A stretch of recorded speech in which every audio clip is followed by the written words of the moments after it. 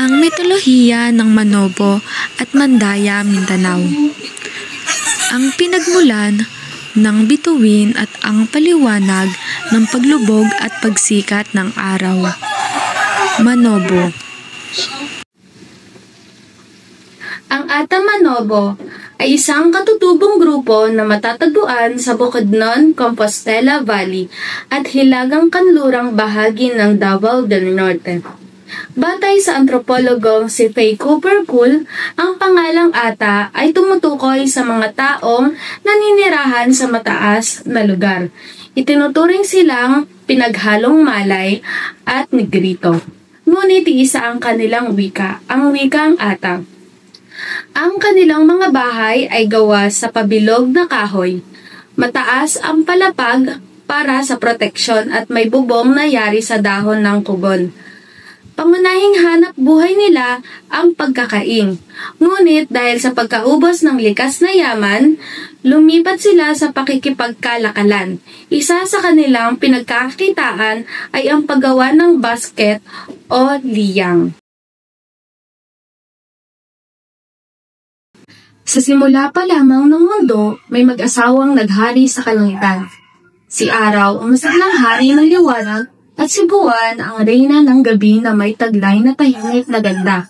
Sila'y nagmahalan ng wagas at ang kanilang pagsasama ay biniyayaan ng dalawang munting anghel, mga supling na nagdulot ng labis na kagalakan sa kanilang tahanan. Isang araw, kinailangan ni Buwan bumaba sa lupa upang tuparin ang kanyang mga tungkulin. Aking Araw, paalam niya, babantayan mo ang ating mga anak habang ako'y wala. Ngunit, mag-iingat ka, mahal ko. Huwag kang lalapit ng labis sapagkat ang iyong init ay maaaring makapinsala sa kanila. Nang umalis si Buwan, naiwan si Araw na nag-aalaga sa kanilang mga anak. Ngunit sa kanyang labis na pagmamahal, hindi niya napigilan ang kanyang sarili. Dahan-dahan siyang lumapit sa mga bata at bumulong. Mga anak ko, kayo ang aking buhay. Sa kasamaang palad, ang init ni Araw ay napakalakas. Sa isang iglap, ang mga munting anghel ay natunaw, nawala na parang bula. Nadurog ang puso ni Araw. Sa sobrang takot at pagsisisi, tumakbo siya palayo. Nagtago sa kailaliman ng kagubatan. Pagbalik ni Buwan, isang malagim na tanawin ang sumalubong sa kanya. Wala na ang kanyang mga anak. Sumiklab sa kanyang puso ang sakit at galit. Sa kanyang pagdadalamhati, tinawag niya si Araw. Ngunit ang tanging sagot ay katahimikan.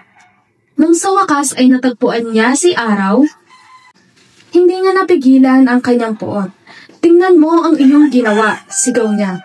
Dahil sa iyong kapabayaan, nawala ang ating mga anak.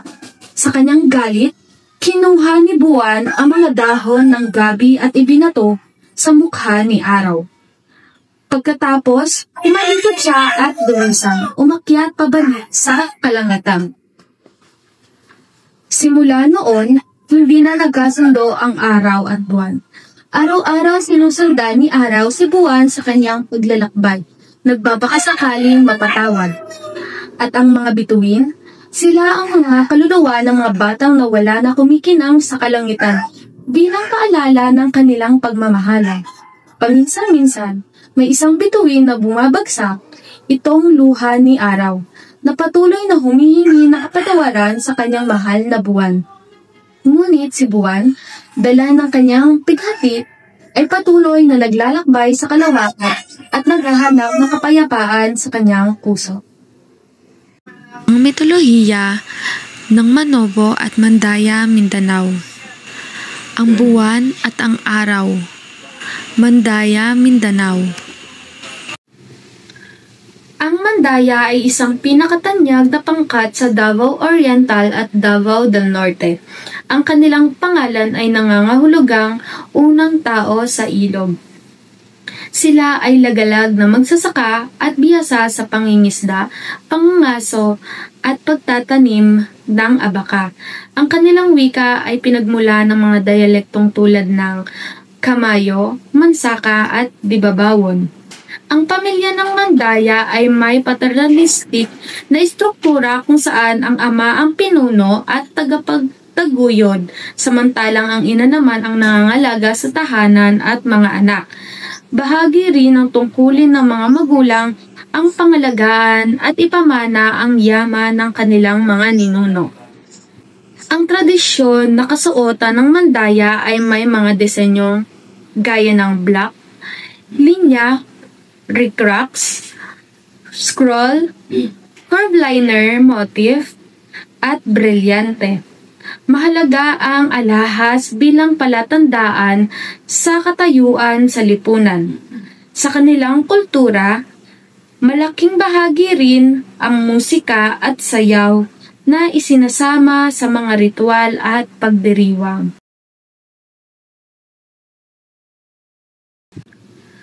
Noong unang panahon, mag-asawa ang araw at ang buwan. Ngunit si araw ay palaaway at madalas nagagalit. Minsan, hinahabol niya ang buwan sa kalangitan. Hanggang ngayon, patuloy pa rin ang kanilang habulan. Ang panganay nilang anak ay isang malaking bituin na anyong tao. Ngunit dahil sa galit ng araw, piniraso-piraso niya ito at ikinalat sa kalangitan. Kaya maraming bituin ang nagniningning tuwing gabi. Isa pa nilang anak ay isang dambuhalang alimango na tinatawag na tambakano. Siya ay napakalakas kapag idinilat niya ang kanyang mga mata, may kidlat na lumalabas. Kapag nasa ilalim siya ng dagat, tumataas ang tubig at pag siya naman ay umalis ay bumababa naman ito. Ngunit tulad ng kanyang ama, palaaway din ang alimango. Minsan, nagagalit siya sa kanyang ina, ang buwan. At sinusubukan niya itong lamunin. Ngunit, mahal ng mga tao ang buwan. Kapag nakikita nilang kinakain ito, sila'y lumalabas, humahampas ng gong at sumisigaw hanggang sa umatras ang alimango. Sa gayon, naliligtas ang buwan. Hanggang ngayon, nananatili ang hiwaga sa ating paligid. Ang habulan ng araw at ang buwan, ang bituin sa gabi at ang pagtaas at pagbaba ng tubig at ang ningning ng buwan na nagbibigay liwanag.